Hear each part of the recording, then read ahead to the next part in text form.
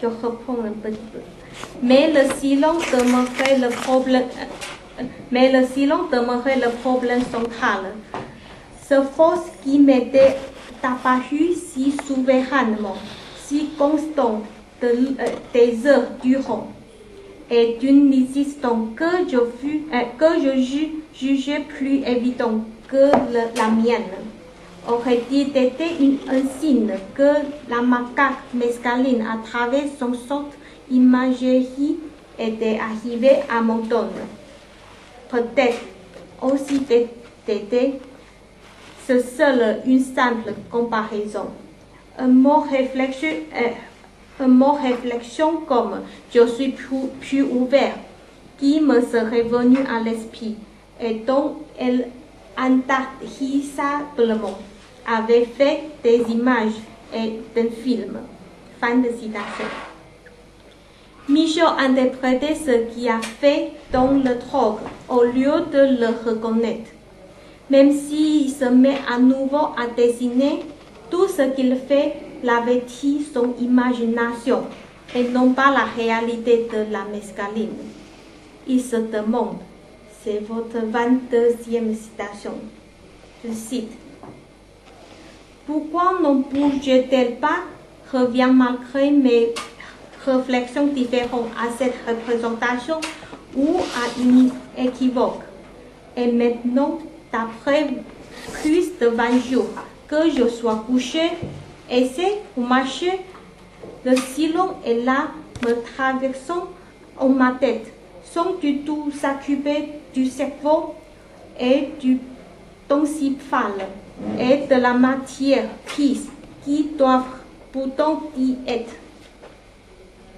Ils me font d'un bout à l'autre,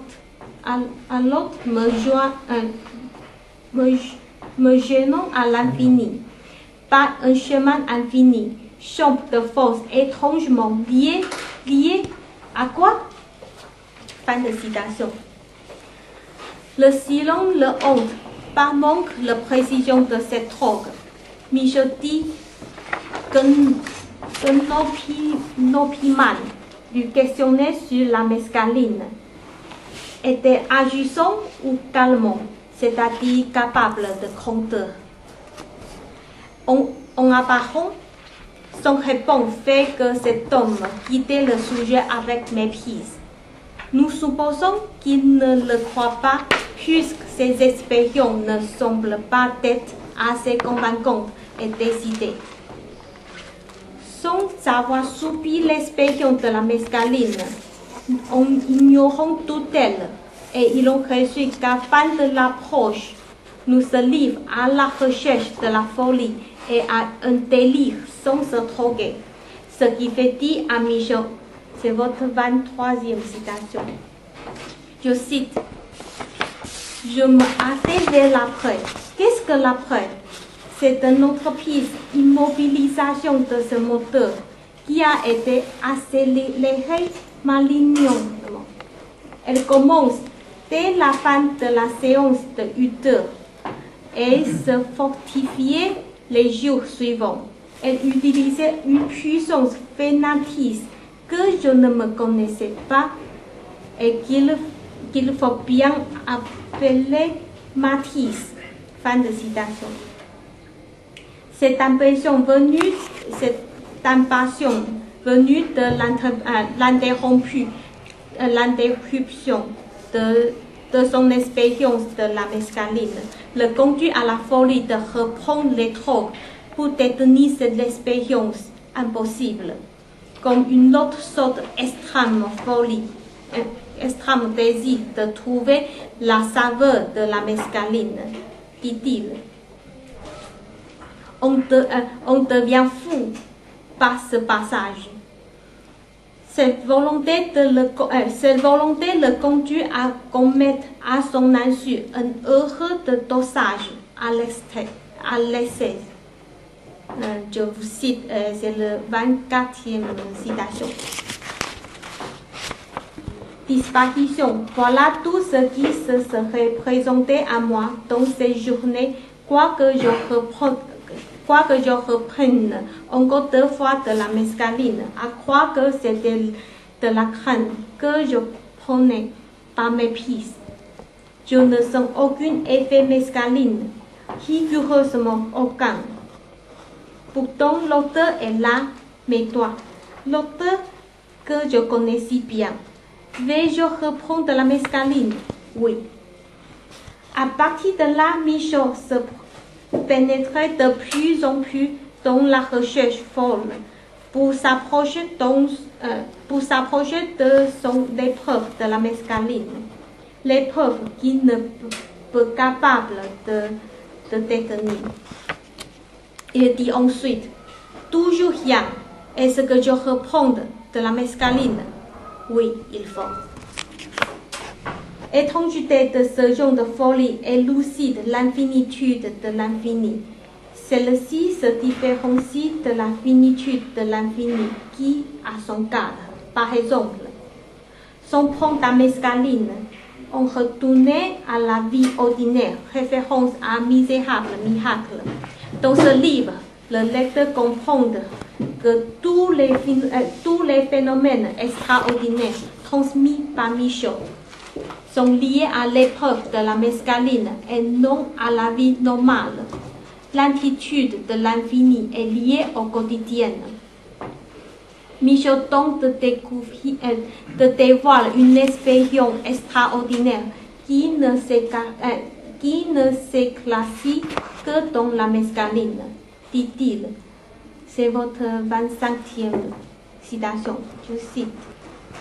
Ce retrait qu'à savoir ces considérations de sa saveur et repose dans la saveur ne cesse en fait d'issue que le suicide. Fin de citation. Alors, que peut être plus fou que cela? Cette étrange action le conduit à mettre en évidence une folie absolue, suivant l'expression de Blanchot, une sorte de folie du jour. Celle-ci est infinie parce qu'elle se fait dans la vie ordinaire, comme Michaud le dit. Que soit couché, assis ou marchant, le silence est là, me traverser en ma tête. Il me font d'un bout à l'autre, me joignent à l'infini.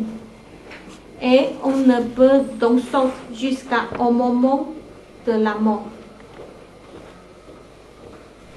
La recherche de l'expérience de la mescaline est une sorte d'infinitude de l'infini, car la mescaline met fin à elle-même d'une manière très précise et devient ainsi à décrit.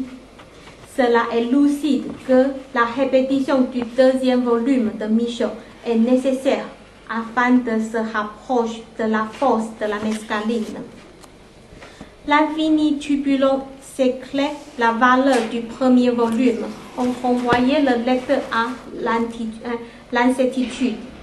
On mélange 2 sortes de l'expression de Michaud. Le lecteur a l'impression que sa connaissance établie à propos de ces drogues devient ambiguë. Selon Blanchot, c'est par là que les œuvres de Michaud rendent réelle l'expérience de mescaline. Autrement dit, s'éloigner de l'expression intentionnelle. Tout ce qu'il écrit sur la mescaline entre en doute et s'éloigne ainsi de sa définition.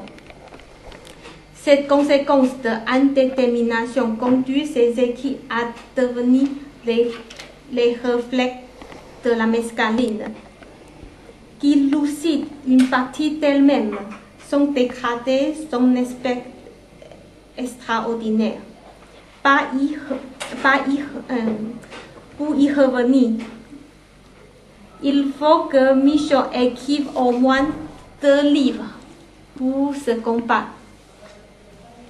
Ce désaccord entre ces 2 volumes crée une sorte de tout dernier livre du lecteur, en ce sens que, par la comparaison de ces 2 livres, Le lecteur s'aperçoit qu'en fait, on sait très peu sur cette drogue. La mescaline reste à découvrir. Autrement dit, elle reste une expérience extraordinaire. La série d'œuvres fait que tout ce que Michaud écrit reste dans l'apparence sans la précision, car chaque expérience reste incompatible, vague et à expliquer. En ce sens, Blanchot dit, c'est votre 27e citation. Il est arrivé que contre la mescaline, puis dans un accord secret avec elle, Michaud a écrit 2 livres parmi les plus beaux. Fin de citation. L'écriture de Michaud permet de s'approcher de la réalité. À ce titre, c'est de lui, l'écrivain, qui est question, et c'est lui qui est en question. Il tente d'interrompre sa méditation personnelle à la série d'œuvres et de la conduire à devenir une expérience hors de lui-même, celle qui s'exprime. À travers ces 2 genres de répétition de Borges et de Michaud, Blanchot met en évidence son cercle littéraire de l'infini. Borges dénonçait la fiction de la littérature. En redoublant la réalité, il rend inachevé un fait déterminé.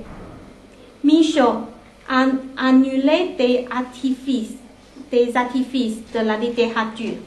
En vue de s'approcher de la réalité, il ne cesse de retourner à l'écriture. Ces 2 manières d'expression conduisent la littérature à un combat infini. Qu'est-ce que la littérature? Est-elle une fiction absolue comme celle de Borges? Est-elle une révélation de la réalité, référence à l'œuvre de Michaud? Dans l'écriture de Borges, toutes ces études seront discutables. Dans l'écriture de Michaud, le lecteur ne peut seulement le spectateur d'une expérience, mais y engager. L'écriture dissemblable rend impossible la définition de la littérature. La littérature y manifeste néanmoins. Cite Blanchot, c'est votre 28e citation. Je cite, l'écrivain est celui qui vit avec fidélité de l'attention, avec émerveillement, avec détresse, dans l'imminence. Oui, dans une imminence d'une pensée qui n'est jamais que la pensée de l'éternel. Imminence. Fin de citation. Celui qui écrit un livre l'écrit par certitude de la littérature telle qu'il image, pas ignorant de l'interrogation de qu'est-ce que la littérature. Le sentiment de l'avoir touché peut-être être illusion de l'avoir l'atteindre, car la littérature se confond avec sa loi. L'œuvre bouleverse les lois de la littérature et devient littérature de la loi. En lisant un livre, il y a une sorte de loyauté méthodique de dire vers quel point il semble que le livre se dirigeait. Et c'est de là que vient l'idée essentielle de la littérature de Blanchot, concernant moins la forme, soit la nouvelle, soit le reportage, que l'acte créateur. Celui-ci est un acte d'incarnation qui fait se rejoindre en un point ambigu, le royaume des sens et l'obscure présence sensible. D'après une décision est prise, il en suit que tout devra l'être. On se met à créer, on se livre on se met à créer, on se livre à la fascination et avec elle, on crée des autres choses. Ainsi se fait son fan une infinité de variantes possibles de livres qui remarquent un centre non pas fixé pour que le lecteur ne cesse de le chercher. C'est la littérature de Blanchot concernant l'écriture infinie, féconde par la conscience de pas tout à fait, puis exactement, il y a toujours des choses à dire. À partir de cela, toute l'œuvre doit être reprise. En ce sens, nous pouvons peut-être comprendre pourquoi certains ouvrages, par exemple ceux de Rimbaud, ne peuvent être déterminés lorsque l'écrivain a cessé d'écrire. Pourquoi des écritures qui restent fragmentées, par exemple celles de Kafka, nous renvoient toujours à la richesse de la pensée. Merci de votre attention.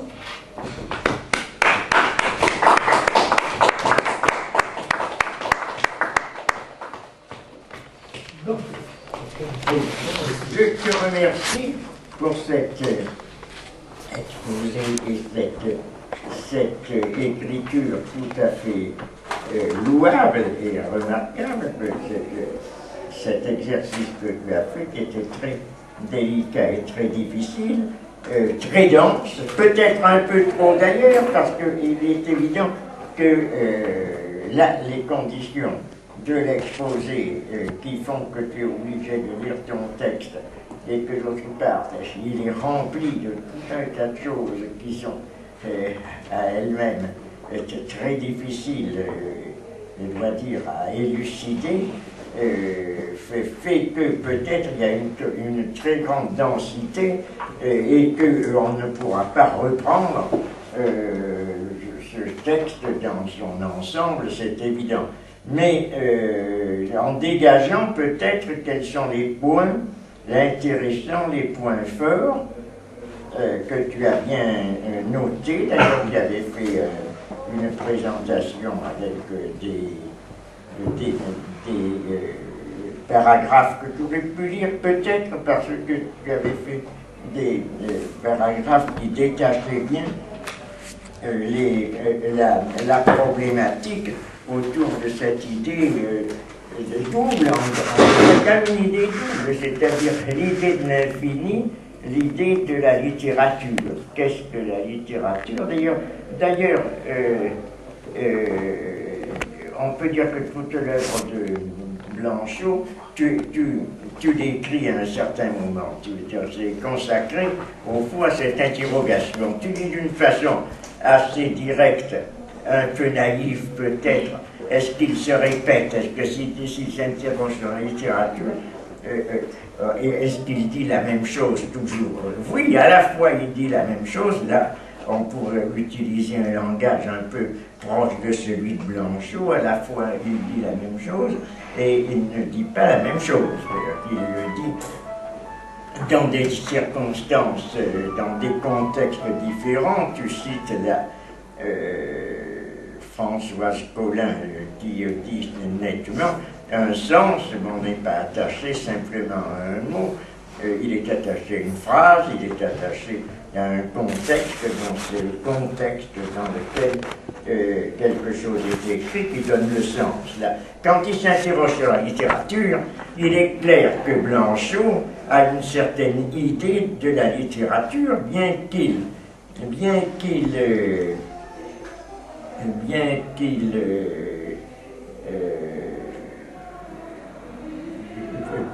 se pose même la question de la possibilité de la littérature à certains moments. Est-ce que c'est quelque chose qui a une réalité en soi? Est-ce que l'on peut la définir par un concept uniforme? C'est une littérature un peu spéciale, celle à laquelle il s'adresse. On pourrait dire qu'il ne s'interrogerait certainement pas sur qu'est-ce que la littérature, dans des circonstances qui sont celles où on pourrait dire la littérature va de soi. Lorsque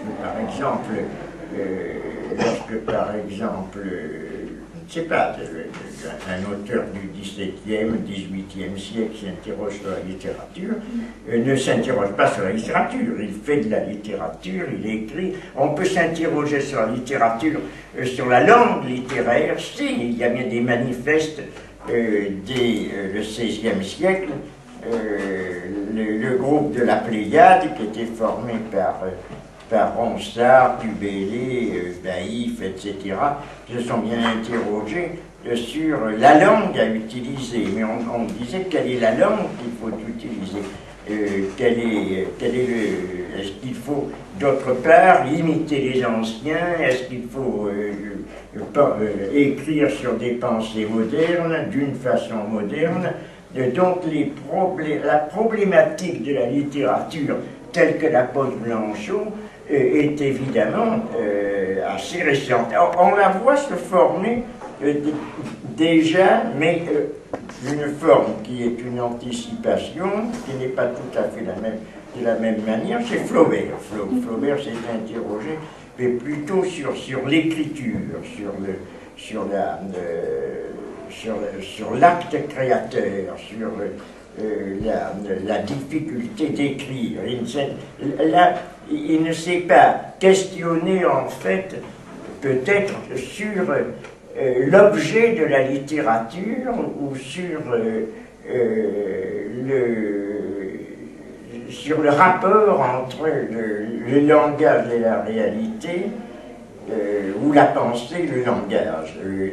L'interrogation de Blanchot, donc, est une interrogation très récente, qui est contemporaine de ce qu'on a appelé le nouveau roman. Lui-même, d'ailleurs, est un romancier, où le romancier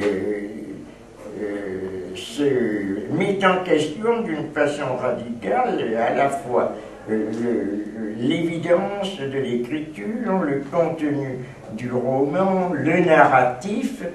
Il y a toutes ces questions qui se sont à l'arrière-plan, et il est évident que il n'y aurait pas cette interrogation sur qu'est-ce que la littérature si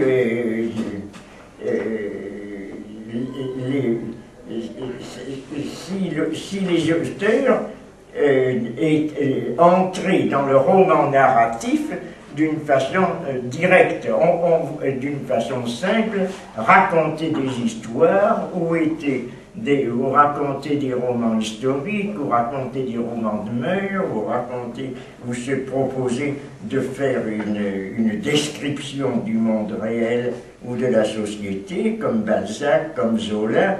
C'est peut-être avec, j'ai dit, au XIXe siècle, avec Flaubert, que poserait cette question de la littérature à travers l'acte d'écrire.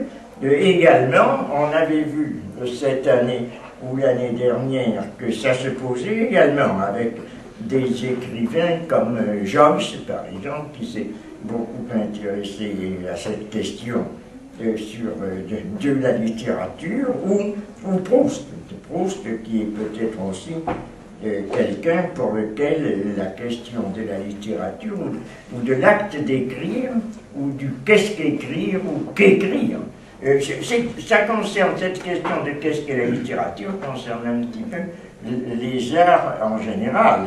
Et ça correspond à un moment où on s'interroge également dans la peinture sur qu'est-ce que la peinture, qu'est-ce que l'art, que peindre, etc. Au moment où il y a un détachement de l'art représentatif, de l'art plastique, justement relativement à la représentation, relativement à la figuration. À ce moment-là, c'est à la fois l'objet, à la fois la méthode, à la fois la manière de procéder qui sont mises en question. Et dans la littérature, c'est un petit peu pareil. C'est-à-dire l'interrogation sur qu'est-ce que la littérature va prendre d'une façon privilégiée des auteurs qui précisément ont mis en question l'évidence de l'écriture et à la fois dans son objet et à la fois dans ses instruments, dans ses matériaux. Je citais Proust, Blanchot a consacré, je crois, je ne connais pas toute l'œuvre de Blanchot, mais je crois qu'il a consacré à Proust quelques études. Il s'est intéressé particulièrement à Kafka aussi, dont toute l'œuvre est consacrée au fond à essayer de définir la nécessité d'écrire, l'objet de son écriture, le pourquoi de l'écriture. Tout cela évidemment se trouve compris dans l'interrogation de Blanchot. Il y a également, tu mets en relation cette idée, donc cette interrogation est quelque chose qui est une question ouverte, c'est une question qui n'est pas résolue, elle ne s'achève pas dans quelque chose qui est un projet déterminé, qui même, quelle que soit sa grandeur, peut avoir son commencement, sa fin, ses matériaux. Si l'auteur se propose, par exemple, de décrire l'histoire, la physionomie d'une société, ou sa propre histoire, ou l'histoire d'un pays, etc., ou insérer son œuvre dans un ensemble qui est un ensemble descriptif, cohérent, narratif, il ne va pas s'interroger sur qu'est-ce que la littérature. Il s'interroge donc sur qu'est-ce que la littérature, ou quelles sont les conditions de la littérature dans un contexte qui est évidemment un contexte très déterminé. Maintenant, tu as dit également qu'il y avait une remarque intéressante, c'est que une œuvre, la signification d'une œuvre, et là peut-être même on pourrait dire que peu importe à ce moment-là que cette œuvre soit narrative ou ne soit pas narrative au sens ordinaire du terme, bien que les œuvres narratives voient quand même la question un petit peu limitée, c'est qu'avec chaque auteur, avec chaque lecteur, il y a une interprétation différente, une forme de lecture différente, une reprise, en fait, que le texte soit un texte de méditation, de réflexion, d'introspection ou de narration. En fait, c'est un petit peu pareil, avec des nuances, mais chaque lecteur fait que l'œuvre n'est jamais achevée. Donc il y a également dans la question de Blanchot cette interrogation qui porte sur un infini, sur une ouverture, comme le disait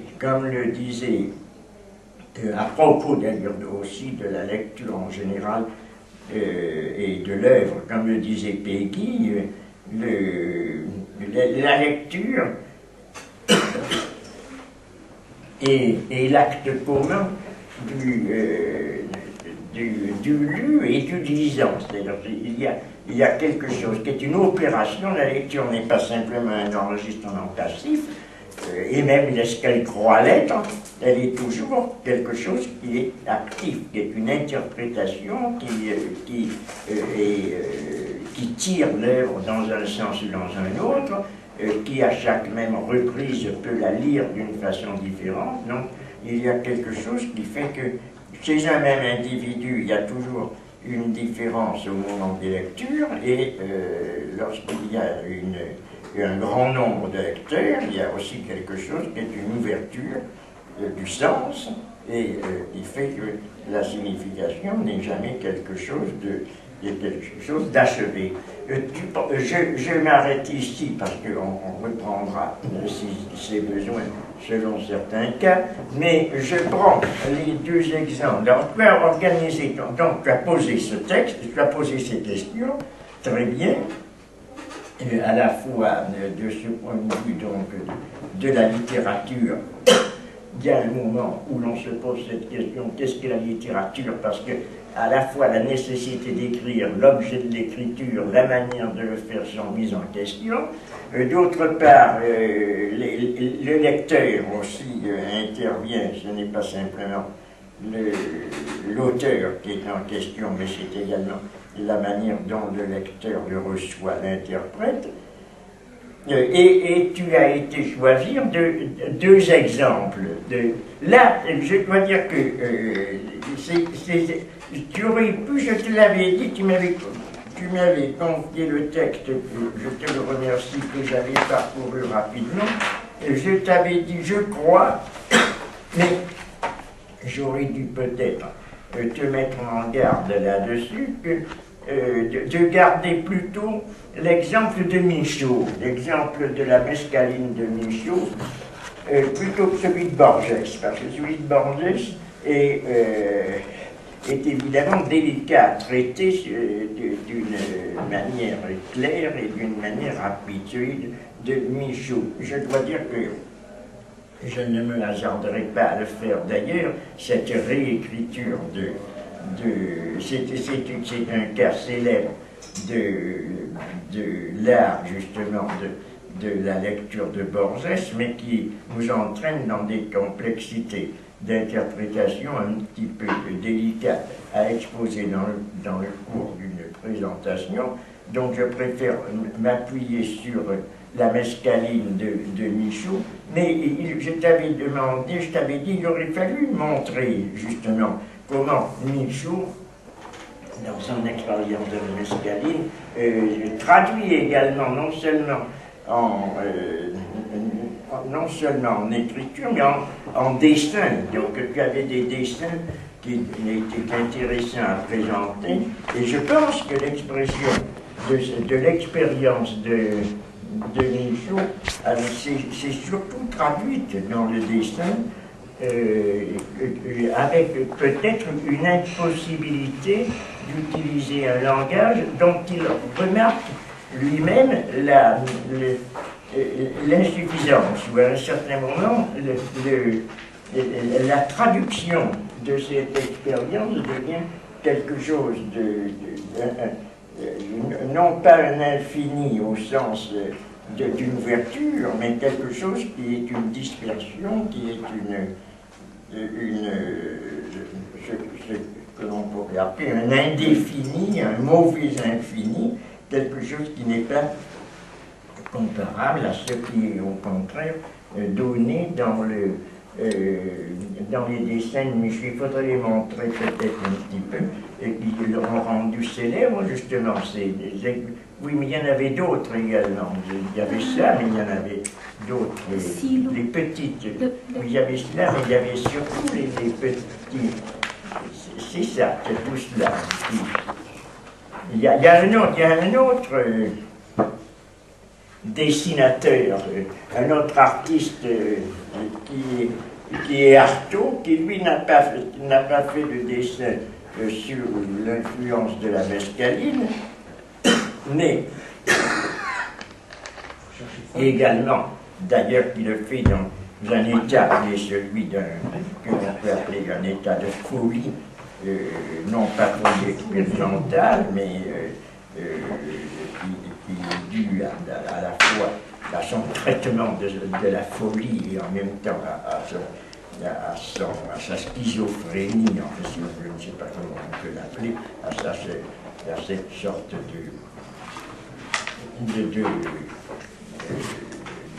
de trouble mental qui l'a conduit à être interné, et en même temps à subir des traitements qui ont agi également sur l'ensemble à la fois de son écriture, de sa vision, de la façon dont il dessine, et c'est un petit peu ce que décrit ici Michaud dans un autre cas, puis c'est une expérience, c'est une sorte de folie expérimentale qu'il décrit ici, et qui est très intéressant. Comme Michaud, sous contrôle médical, d'ailleurs,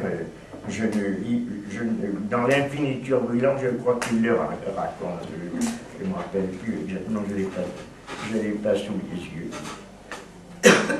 Alors là, c'est intéressant, justement, ce rapport. Maintenant, oui, il aurait fallu que tu portes le texte, c'est dans la condition critique. Je n'ai pas lu ce texte, malheureusement, la condition critique dans laquelle Blanchot rapporte l'histoire du Don Quichotte de Ménard de Borges, c'est ça, oui. Tu l'as la condition, c'est ça, oui, on dirait des cartes, c'est une sorte de dessin de cartes qui en même temps, d'ailleurs, reproduit comme des circonvolutions cérébrales. On a l'impression que c'est une sorte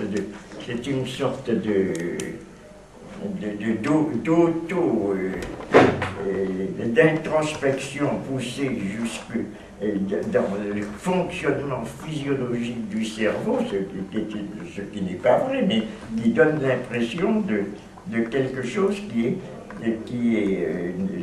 l'examen justement de ces circonvolutions cérébrales que les surréalistes ont cherché aussi, mais par d'autres voies. Il y a, à l'heure actuelle, on le voit également dans la recherche et dans la technique qui est très différente, d'ailleurs, je pense, des expériences d'Artaud, de Michaud, qui ne sont pas obtenues par là, de Entaille, qui est dont la technique repose à un certain moment sur l'art des plis, et où ces plis rejoignent également quelque chose qui physiologiquement fait penser aux plissements internes qui se produisent dans l'évolution du corps humain, et en particulier qui vont se localiser dans les circonvolutions cérébrales. On a l'impression que l'expérience devient quelque chose qui va rejoindre l'expérience du corps, et qui est intéressant de ce point de vue-là, dans une sorte de visée aussi qui touche l'écriture, et que beaucoup d'écrivains, dont Joyce, ont essayé de se rapprocher, c'est-à-dire faire en sorte qu'à un certain moment l'écriture soit immanente en quelque sorte, non seulement à la pensée, mais à l'organisme lui-même, comme si l'expression de données dans l'écriture était le corps s'écrivant lui-même. Ça a été quelque chose qui a été l'objet d'une recherche de toute une partie de l'écriture contemporaine.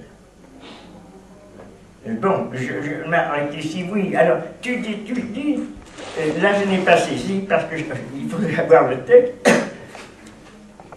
Tu dis, comparer le Don Quichotte de Ménard, Ménard, ça s'écrit M-E-N-A-R-D, c'est un être inexistant, à celui de Cervantes, le seul qui existe, c'est Cervantes, bien entendu, mais c'est quelqu'un qui refait tu l'as bien expliqué là, qui réécrit, qui écrit donc, non seulement il n'écrit pas le Don Quichotte moderne, mais il reproduit, il refait le Don Quichotte. Mais alors comparer le Don Quichotte de Ménard à celui de Cervantes est une révélation. Celui-ci, c'est une citation, tu fais ça, la citation de Blanchot. Alors, celui-ci, par exemple, c'est dans la citation, ça encore, écrivit, alors c'est une citation empruntée au Don Quichotte de Cervantes, chapitre 9, première partie. Je ne sais pas, il aurait fallu savoir le contexte, mais enfin, je ne sais pas, c'est un moment peut-être où on va dépouiller le malheureux Don Quichotte de ses livres pour lui assainir l'imagination. Je ne sais pas où c'est que ça se passe. La vérité, dont la mer est l'histoire, émule du temps, dépôt des actions, témoin du passé, c'est l'histoire qui est cela. Exemple de connaissance du présent, non, exemple et connaissance du présent, avertissement de l'avenir, c'est toujours la vérité dont la mère et l'histoire, c'est ce qu'a écrit Cervantes. Il aurait été bon, peut-être d'aller chercher le contexte pour voir exactement comment. Alors, il ajoute, ou tu ajoutes, puisque tu donnes la citation. Rédigé au XVIIe siècle, rédigé par le génie ignorant, c'est mis entre guillemets, ça, Cervantes, cette énumération est un pur éloge rhétorique de l'histoire. Je suppose que c'est toujours Blanchot qui écrit ça. Non, en fait, c'est un passage de... Non, mais c'est Blanchot qui écrit ça. Non, c'est Borges. Louis Borges écrit. Ah, c'est Borges Ouais. qui écrit ça. Afin d'incarner la différence entre les deux ouvrages, nous citons un paragraphe de la comparaison du narrateur. C'est ça, comparer. Alors c'est la citation de Borges. Ah, c'est ça. Dans Fiction, Pierre Ménard, auteur du Don Quichotte, rédigé au XVIIe siècle, rédigé par le génie ignorant Cervantes, et c'est mis entre guillemets, je ne sais pas pourquoi, mais donc c'est une citation qui dit quelque chose. Cette énumération est un pur éloge rhétorique de l'histoire. Ménard écrit en revanche, la vérité a écrit en revanche, il a mis en revanche, et alors, il faudrait qu'on ait sous les yeux, c'est exactement la même phrase, la vérité dont la mère est l'histoire, énubitant, dépôt des actions, témoin du passé, exemple du présent, avertissement de l'avenir. Mais il met en revanche. Alors, je ne vois pas comment on peut mettre, comment il faudrait que je connaisse l'ensemble pour voir comment c'est en revanche est justifié. L'histoire, mère de la vérité, alors c'est lui qui commente, là aussi, l'idée est stupéfiante. Ménard, contemporain, mais l'idée stupéfiante, mais elle est stupéfiante aussi bien chez Don Quichotte que chez Ménard, puisque les deux écrivent la même chose. Ménard, contemporain de William James, ne définit pas l'histoire comme une recherche de la réalité, mais comme son origine. La vérité historique pour lui n'est pas ce qui s'est passé, c'est ce que nous pensons qui s'est passé. Les termes de la fin, exemple et connaissance du présent, avertissement de l'avenir, sont effrontément pragmatiques. Bon, tout ça, c'est intéressant, mais c'est énigmatique. Or, tu écris, toi, cette comparaison du narrateur éclaircit le titre de Borges. Moi, je réponds, ce n'est pas du tout clair, c'est même très obscur et très incompréhensible. Et il aurait fallu que tu t'appliques à l'éclaircir. Je ne vais pas m'y appliquer parce qu'il faudrait lire plusieurs fois le texte de Borges, sans doute, et plusieurs fois le texte de Blanchot, pour savoir exactement ce que ça veut dire. Parce que je dois dire que présenter comme cela, ça ne veut rien dire. Ça ne veut rien dire. Ça laisse le lecteur complètement pantois. Ou l'auditeur, s'il y a quelqu'un qui m'entend parler ainsi, ou toi, il écoute, mais là, on ne peut pas savoir ce que ça peut vouloir. Qu'est-ce que ça veut dire? Je vais pas, encore une fois, je ne vais pas regarder. À dire, on aurait ici quelqu'un qui est un grand spécialiste de l'orchestre, qui est Jean Clénard. Je l'aurais interrogé, il m'aurait répondu, voilà, c'est exactement ce que c'est. Ça fait partie du système général de complexité, de raffinement, de logique, de l'étude des possibilités, des bifurcations chez Borges, puisque tout son univers est un univers justement, c'est certain, de recours. mouvement, de bifurcation, de substitution d'un auteur à un autre, mais de quelle manière ici ça intervient, je dois dire que je ne comprends pas. Il y a une incitation à cela dans Cervantes même, puisque dans la seconde partie de Don Quichotte, on apprend que Don Quichotte que le personnage, que Don Quichotte apprend, découvre que son personnage est connu, puisqu'il est quelqu'un dont quelqu'un d'autre a écrit l'histoire, et que ses contemporains connaissent en disant « Ah voilà Don Quichotte ». Donc l'histoire de Don Quichotte est connue avant même que Don Quichotte apparaisse. Il y a un passage très très subtil là d'ailleurs qui est étrange et qui est écrit par Cervantes lui-même. Donc le personnage romanesque devient en fait le contemplateur de son propre personnage dans le roman. Or là, il y a un petit peu cela, une sorte de recoupement, une sorte de ce qu'on appelle un abîme, c'est-à-dire quelque chose qui est une sorte de miroir de la réalité, qui était très estimé dans les représentations graphiques et également picturales à l'âge baroque. La mise en abîme du réel, le passage tout à coup à travers le miroir du monde réel mis en contestation dans La vérité est un songe de Calderon, tout cela et cette problématisation du réel par l'écriture, qui, sans être thématisé de cette façon-là, comme va le faire Blanchot, est malgré tout présente déjà. Je pense que c'est cela que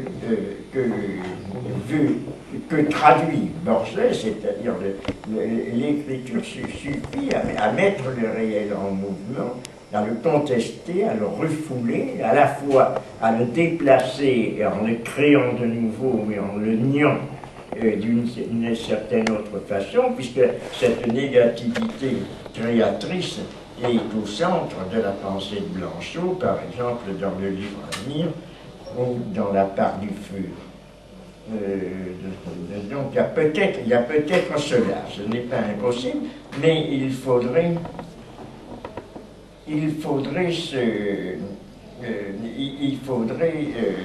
s'y référer, parce que là tu ne fais pas d'analyse. Là, c'est ce que je reprocherai là, peut-être, et pour la thèse aussi, il faut toujours être très attentif à cela. On ne peut pas substituer des citations à l'analyse. Or, pour analyser, toi tu dis, bon, donc tu cites un texte de Borges très intéressant, mais je dois dire énigmatique. Tu dis d'autre part que cette comparaison est claire. Claire, je sais. Mais alors, tu continues, le fait est qu'il n'y a pas d'exercice intellectuel qui soit inutile. Ça fait un petit peu une banalité. C'est vrai, c'est général, on comprend bien, il n'y a pas d'exercice intellectuel qui soit inutile, ça je veux bien, c'est vrai. Mais tu joins cela en disant ainsi il conclut, c'est-à-dire Borges. Alors, cette comparaison du narrateur éclaircit le but de Borges. Donc, le narrateur, c'est Borges, je n'ai pas. Cette comparaison du narrateur éclaircit le but de Borges.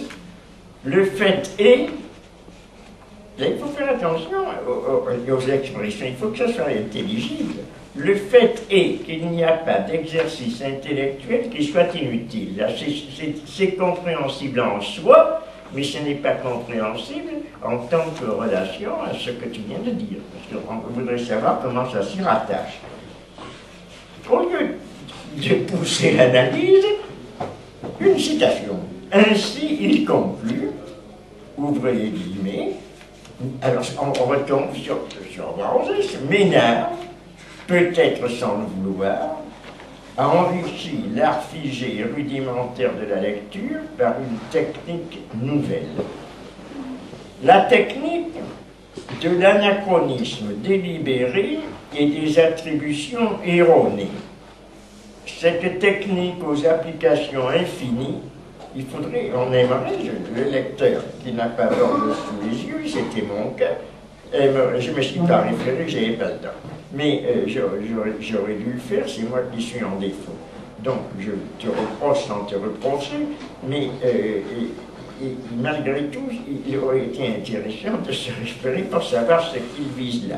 La technique de l'anachronisme délibéré et des attributions erronées. Tout ça aurait demandé une explication serrée, précise, rigoureuse, qui ne laisse pas le lecteur sur sa faim. Cette technique aux applications infinies, tout ça c'est du Borges. Donc, ce cas de Borges, je le laisse, puisque c'est à toi de l'expliquer. Lui-même, sans doute, s'est expliqué suffisamment, mais tu en découpes des morceaux qui ne sont pas, eux, en dehors du contexte compréhensible. Cette technique aux applications infinies nous invite à parcourir l'Odyssée comme si elle était postérieure à l'Énéide. C'est extrêmement intéressant, mais ce qui est vrai, c'est-à-dire que nous ne parcourons pas l'Odyssée qui date du 7e siècle avant Jésus-Christ à peu près, à l'Énéide, qui date du 1er, mais nous lisons l'Odyssée après avoir lu l'Énéide, où nous pouvons lire l'Odyssée après. Il faudrait savoir qu'est-ce que ça peut vouloir dire, comme si elle était postérieure à l'Énéide. Et le livre des chanteurs de Madame Henri Bachelier, bon, cette Madame Henri Bachelier, personne ne sait qui c'est. Il faudrait savoir quand même qui c'est. Mais comme s'il était de Madame Henri Bachelier. Tu cites ça comme si c'était une explication. Bien, enfin, quand même, ce n'est pas une évidence absolue, c'est une évidence sans doute chez Borges, puisque Borges l'a écrit, bon, je suppose que je vais me référer à ce texte-là, donc dans Fiction, pour voir exactement ce qu'il écrit. Je suis sûr que c'est compréhensible ce qu'il écrit, mais bien qu'il soit un auteur subtil et assez énigmatique. Enfin, là, même s'il ne dit pas qui est Madame Henri Bachelier, c'est qu'à son époque, quand il écrivait, on devait savoir qui c'était. Et le livre du Jardin du Centaure de Madame Henri Bachelier, comme s'il était de Madame Henri Bachelier. Cette technique, là on ne peut pas recopier cela sans expliquer ce que ça veut dire. Cette technique peuple d'aventures les livres les plus paisibles. Alors, attribuer l'imitation de Jésus-Christ, qui est du 1er siècle, je crois, ou peut-être à l'époque de Thomas d'Aquempis, je ne sais pas de quelle époque ça date, non pas du 1er siècle, mais du 10e, je ne sais pas quoi, l'imitation de Jésus-Christ à Louis-Ferdinand Céline, là, on comprend peut-être mieux, c'est pas tout à fait la même chose, mais on commence à saisir qu'il y a quelque chose d'intéressant. Ou à James Joyce, n'est-ce pas renouveler suffisamment les minces conseils spirituels de cet ouvrage? On comprend, sans comprendre tout à fait, parce qu'il faudrait là aussi commenter. Qu'est-ce que ça voudrait dire? Il est évident que si un livre qui est un livre de spiritualité pieuse, qui indique, qui est une sorte d'exercice spirituel que l'on doit lire chaque jour de façon et qui est fait d'invocations, imitons l'humilité du Christ, humilions-nous, aimons les pauvres, etc. Tout cela, et si on l'attribue à quelqu'un qui est au contraire pourfendeur ironique de toutes les croyances, ou à quelqu'un, ou à James Joyce également, d'ailleurs qui est un sceptique et un analyste, il est évident que ça n'aura pas du tout le même sens. Attribuons-le à Sade, il est évident que ça n'aura pas du tout le même sens. Donc, il y a donc des commentaires à faire là-dessus. Mais parce que tu mets l'action de... Tu commentes bien, si, mais enfin tu ne commentes pas d'une façon suffisante parce que ensuite on remonte, on retrouvera une citation, tu vois. Parce que l'action de Ménard décide que tout lecteur doit être capable de toutes les idées pour que l'on puisse recréer toujours un même livre. Et là, je dirais, c'est une paraphrase, c'est pas une explication. Et ce n'est une paraphrase, mais une paraphrase affaiblissante, parce qu'il ne dit pas cela. Il ne dit pas tout lecteur doit être capable de toutes les idées pour que l'on puisse recréer toujours un même livre. Il ne dit pas du tout ça. Il ne dit pas ça. Il dit pas ça. Il dit peut-être que l'on pourrait retrouver cela à un certain moment, parce qu'on pourrait dire si l'on attribue par fiction à Louis Ferdinand Céline le fait d'avoir écrit l'imitation de Jésus-Christ, disons les évangiles, il est évident que c'est une supposition d'un lecteur. Donc mais pourquoi? De recréer toujours. Il n'a jamais dit de recréer un même livre. Ce n'est pas le même livre, ce sont des livres différents. Mais donc, on peut le recréer, ce livre, dans des situations différentes. Oui, mais ça, c'est pas tout à fait la même chose. Mais recréer toujours un même livre, c'est ça, voudrait dire que c'est uniquement un livre qu'on va recréer. Non, c'est à propos de tous les livres on peut faire cela. Donc on peut prendre chaque livre, peut-être modifié si on le fait reprendre par des auteurs différents.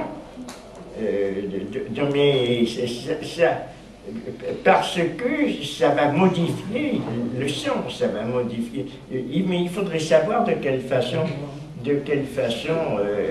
Borges, de toute façon, l'envisage et l'analyse. Ainsi survient l'œuvre infinie dans l'action de la répétition de la lecture. Oui, là c'est juste, mais peut-être que alors ça en dit moins que ne veut le dire Borges, parce que la répétition de la lecture n'est pas nécessairement le fait d'aller attribuer. C'est à la fois plus simple et plus complexe. Quand on lit, on introduit effectivement des idées dans un livre. Je répète encore le mot de Peggy, c'est l'acte commun du lisant et du lu. C'est ça. Donc du livre et de celui qui opère quelque chose qui est une transformation, le lisant. Ainsi survient l'œuvre infinie dans l'action de répétition de la lecture. Je te relis. Blanche-Audy, dans la fiction de Borges, nous avons deux œuvres dans l'identité du même langage, et dans cette identité, qui n'en est pas une, le fascinant mirage de la duplicité des possibles. Oui, c'est ça, c'est un peu autour de cette idée que Borges avait exprimé aussi dans un autre texte célèbre, qui est le jardin des bifurcations, où il y a des bifurcations permanentes et où il y a donc une sorte d'ouverture indéfinie à chaque moment d'autres possibilités que celles qui sont indiquées par l'histoire, ou dans le cas de ce texte-là, ou alors par un texte également. Or, là où il y a un double parfait, l'original est effacé, et même l'origine, ça c'est de Blanchot aussi. Capable de détenir. Il dit ensuite, toujours rien. Est-ce que je reprends de la mescaline? Oui, il faut. Étrangeté de ce genre de folie élucide l'infinitude de l'infini. Celle-ci se différencie de la finitude de l'infini qui a son cadre. Par exemple, sans prendre la mescaline, on retournait à la vie ordinaire, référence à Misérable miracle. Dans ce livre, le lecteur comprend que tous les phénomènes extraordinaires transmis par Michaud sont liés à l'épreuve de la mescaline et non à la vie normale. L'intitude de l'infini est liée au quotidien. Michaud tente de dévoiler une expérience extraordinaire qui ne s'éclaircit que dans la mescaline, dit-il. C'est votre 25e citation, je cite. Ce retrait qu'à savoir ces considérations de sa saveur et repose dans la saveur ne cesse en fait d'issue que le souci de la mescaline. Il se demande, c'est votre 22e citation, je cite. Pourquoi ne bouge-t-elle pas, revient malgré mes réflexions différentes à cette représentation ou à une équivoque. Et maintenant, d'après plus de 20 jours que je sois couché, essaie ou marcher, le silence est là, me traversant en ma tête, sans du tout s'occuper du cerveau et du principal et de la matière prise qui doivent pourtant y être. Ils me font d'un bout à l'autre, me gênant à l'infini, par un chemin infini, champ de force étrangement lié à quoi? Fin de citation. Le silence le honte, par manque de précision de cette drogue.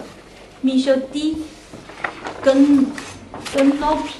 l'opiman lui questionnait sur la mescaline était agissant ou calmant, c'est-à-dire capable de compter. En apparent, sans réponse.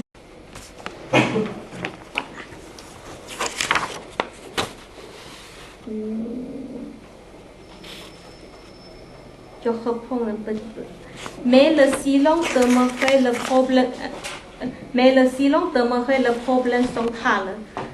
Ce force qui m'était apparu si souverainement, si constante des heures durant, et d'une existence que je jugeais plus évidente que la mienne, aurait-il été un signe que la macaque mescaline, à travers son sorte imagerie, était arrivée à mon donne.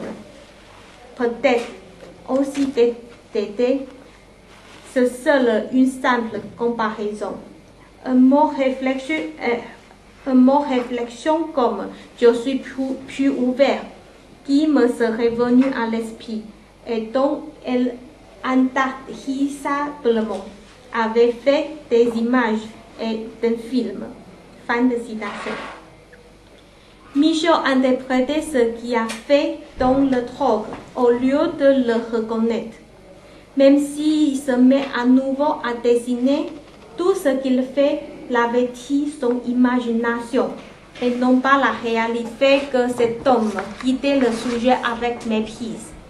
Nous supposons qu'il ne le croit pas puisque ses expériences ne semblent pas être assez convaincantes et décidées. Sans avoir subi l'expérience de la mescaline, en ignorant toute elle, et il en résulte qu'à fin de l'approche, nous se livrons à la recherche de la folie et à un délire sans se droguer. Ce qui fait dire à Michaud, C'est votre 23e citation. Je cite. Je me hâtais vers l'après. Qu'est-ce que l'après? C'est une autre piste, immobilisation de ce moteur qui a été accéléré malignement.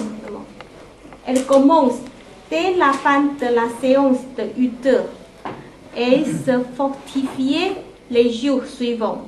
Elle utilisait une puissance fénatiste que je ne me connaissais pas et qu'il faut bien appeler Matisse. Fin de citation. Cette impassion venue de l'interruption de son expérience de la mescaline le conduit à la folie de reprendre les drogues pour détenir cette expérience impossible, comme une autre sorte d'extrême folie, extrême désir de trouver la saveur de la mescaline, dit-il. On devient fou par ce passage. Cette volonté le conduit à commettre à son insu un erreur de dosage à l'excès. Je vous cite, c'est le 24e citation. Disparition. Voilà tout ce qui se serait présenté à moi dans ces journées, quoique je reprenne encore 2 fois de la mescaline, à croire que c'était de la crainte que je prenais par mes pistes. Je ne sens aucun effet mescaline, rigoureusement aucun. Pourtant, l'auteur est là, mais toi, l'auteur que je connais si bien, vais-je reprendre de la mescaline? Oui. À partir de là, Michaud se pénétrait de plus en plus dans la recherche folle pour s'approcher de l'épreuve de la mescaline, l'épreuve qui